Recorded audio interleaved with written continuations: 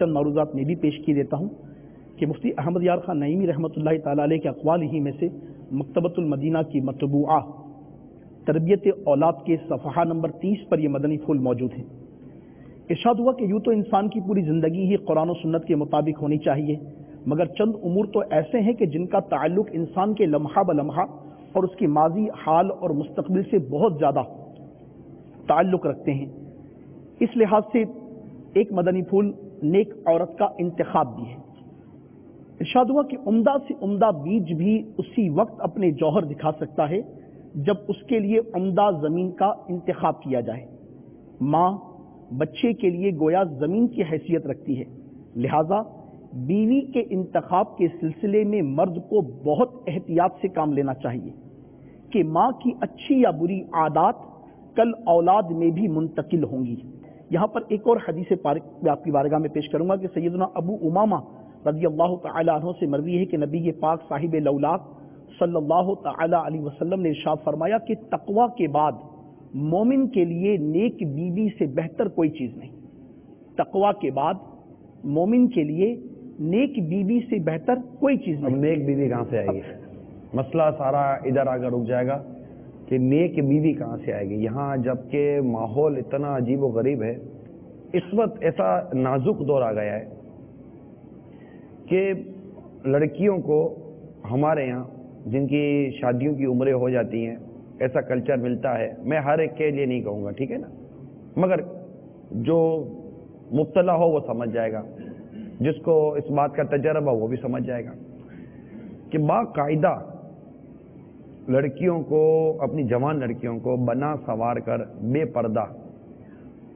خاص دعوت میں اس مقصد و نیت کے ساتھ لے جایا جاتا ہے کہ اس کے رشتے آئیں گے۔ اب فی زمانہ ایک تو دعوتوں کا جو حال ہے وہ بے حال ہے کہ لڑکیاں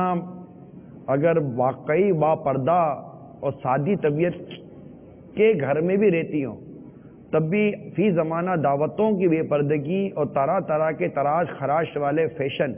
یہ خود اس کے ذہن کو منتشر کرنے کے لیے کافی ہیں۔ اور پھر اب رشتہ دیکھنے کے لیے ایک نیک بیوی جو کہ سعادت مندی ہے، اور مرد کے لیے ایک بہت بڑی نعمت ہے کہ اس کو نیک بیوی اللہ کے کرم سے نصیب ہو جائے۔ تو اب نیک کیسی ہوتی ہے؟ نیکی کے لیے ظاہر ہے کہ سب سے بنیادی چیز عورت کی اپنی پرہیزگاری ہے، اور عورت کا جو اپنا تقوی ہے، اور عورت کی جو اپنی پردے کی جو ایک اس کی جو اپنی سوچ ہوتی ہے وہ کہاں ہے؟ بے پردگی کرنے والی اور اس طرح کے بے پردہ ماحول میں بے باکی کے ساتھ بلا اجازت شرعی آنے والی اور مردوں کے ساتھ ہنسی مذاق کرنے والی اور اس طرح کے مرد اور عورت کی مجلسوں میں جو آج کل ماحول ہے کرنے والے، اب یہاں کیسے مطلب کہ ایک لڑکا یا اس کے گھر والے کسی ایسی لڑکی کو ڈھونڈیں؟ تو بے پردگی اور پھر جو لڑکا پسند کیا جاتا ہے جس طرح دعوتوں کے اندر، اب لڑکے کو بھی یہی کہہ کر اسی دن خاص اس کی داڑھی منڈی جائے گی، شیوندوڑی داڑھی تو منڈا ویسا ہوتا ہی ہے،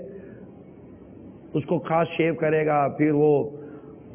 جو بھی مطلب کہ آج کل جو فیشن چلے گا وہ چلے گا، پھر مطلب وہ لڑکا پسند کرنا ہے۔